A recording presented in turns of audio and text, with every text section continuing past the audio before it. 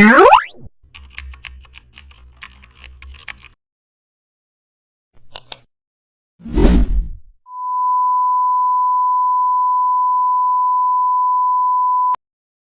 back to the channel. Don't forget to like, share, and subscribe my channel.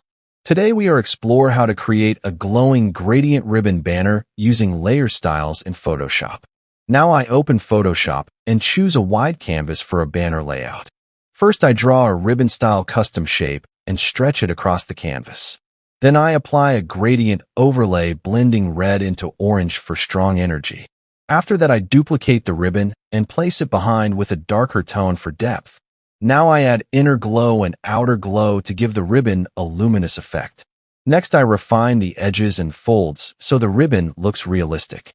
Then I add subtle shadows to ground the design. After this I balance brightness so the glow doesn't overpower the shape. Finally I zoom out and polish the banner